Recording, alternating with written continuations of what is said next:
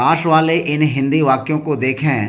काश मेरे पास एक घर होता, काश उसके पास एक घड़ी होती, काश राधा के पास एक अंगूठी होती, काश उनके पास एक घर होता, काश हमारे पास कुर्सियाँ होती, काश मैं वहाँ होता, काश मैं एक खिलाड़ी होता, काश तुम एक चिड़िया होती, काश वह एक शिकारी होता।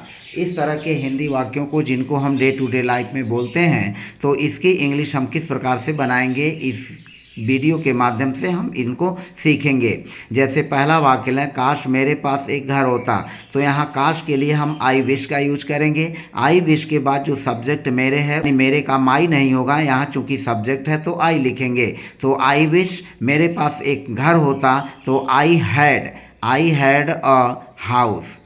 आई wish I had a house. काश मेरे पास एक घर होता।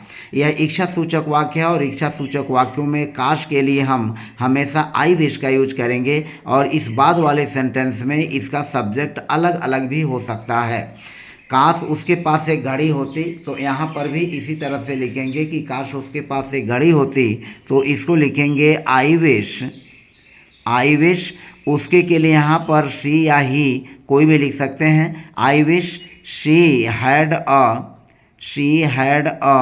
वॉच। यहाँ पर हैज़ या हैव का यूज़ नहीं करेंगे, यह हम इस बात का ध्यान में रखेंगे। जैसे शी हैज़ अ वॉच या ही हैज़ अ वॉच हम यूज़ नहीं करेंगे, या आई हैव अ हाउस नहीं यूज करेंगे। जब भी लिखेंगे हम हैड का ही यूज करेंगे। तो I wish she had a watch, काश उसके पास एक घड़ी होती। तीसरा वाक्य है, काश राधा के पास एक अंगूठी होती, तो आई विश और फिर यहाँ पर लिखेंगे Radha. I wish Radha had a ring. I wish Radha had a ring. यहाँ भी ध्यान में रखेंगे कि आई विश के बाद यहाँ न तो संबोधन का चिन्ह लगाएंगे न तो कामा लगाएंगे। हम पूरे वाक्य को इसी तरह से लिखेंगे। I wish I had a house, I wish she had a watch, I wish Radha had a ring. काश उनके पास एक घर होता, तो यहाँ पर लिखेंगे आई विश और उनके के लिए यहाँ पर दे लिखेंगे।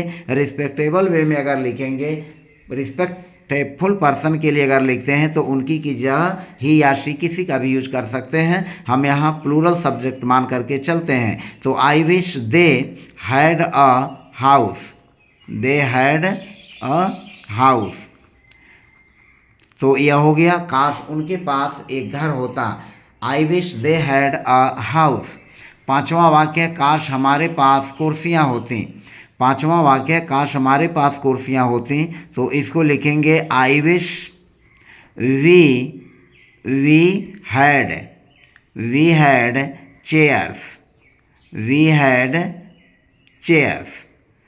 I wish we had chairs, काश हमारे पास कुर्सियाँ होती। अब इस वाक्य को देखिए, यहाँ पर है काश मैं वहाँ होता। अब इस वाक्य में किसी प्रकार के पॉसेशन की बात नहीं हुई है, किसी प्रकार के अधिकार की बात नहीं हुई है। जैसे अगर पाँचवें में देखें, काश हमारे पास कुर्सियाँ हैं या होती, यानी हमारे पास जो व्यक्ति है सब्जेक्ट है उसके पास कुर्सियों के होने की बात हो रही है, यानी कुर्सियों के पोजीशन की बात हो रही है। लेकिन यहाँ पर कोई पोजीशन नहीं है, तो इस तरह के हिंदी वाक्यों को हम कैसे बनाएंगे, काश मैं वहाँ होता। अब यहाँ सब्जेक्ट है आई, अगर सब्जेक्ट आई की जगह ही हो, वह वहाँ होता, राधा वहाँ होती, तो इस तरह के वाक्यों में सब्जेक्ट सिंगुलर होते हुए भी हम वर का यूज़ करेंगे। तो यहाँ पर हो जाएगा आई विश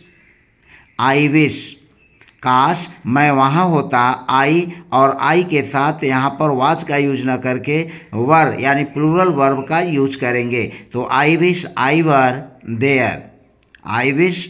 वर देयर। फिर काश मैं एक खिलाड़ी होता, तो इसको लिखेंगे I wish I were a player. I wish I were a player. काश मैं एक खिलाड़ी होता। काश मैं एक राजा होता, यहाँ राजा होने की कल्पना हो रही है, तो इसको लिखेंगे आई विश मैं एक राजा होता, तो आई वर अ किंग। इसी तरह से हम अन्य सेंटेंसेस को भी बोल सकते हैं। I wish he were a king, I wish she were a queen, I wish, he were a word. तो इस तरह के वाक्यों को हम बोलते हैं जहाँ कल्पना की बात हो रही है भविष्य की। काश वह एक रानी होती, तो आई विश वह एक रानी होती, she were a queen, she were a queen, I wish she were a queen, I wish she were a queen. काश तुम एक चिड़िया होती, तो इसको लिखेंगे I wish,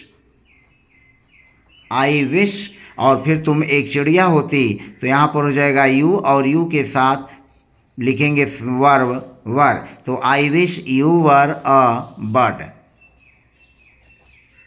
I wish you were a bird.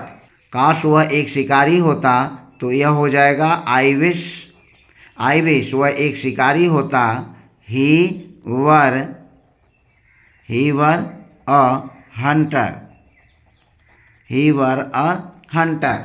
और फिर लास्ट सेंटेंस है, काश मैं एक डॉक्टर होता, तो यहाँ पर लिखेंगे आई विश, काश मैं एक डॉक्टर होता, I were a doctor, I wish I were a doctor. तो इस तरह के हिंदी सेंटेंसेज को जिनमें काश आए हैं, इस तरह के दो स्ट्रक्चर्स का यूज करके हम अपने डे टू डे लाइफ में बोले जाने वाले हिंदी वाक्यों को आसानी से इंग्लिश वाक्यों में ट्रांसलेट कर सकते हैं। तो मिलते हैं नेक्स्ट वीडियो में। यदि आप मेरे चैनल पर नए हैं तो प्लीज़ चैनल को सब्सक्राइब करना ना भूलें और बेल घंटी दबा दें ताकि आपको मेरे वीडियोज़ के नोटिफिकेशन समय समय पर मिलते रहें। धन्यवाद।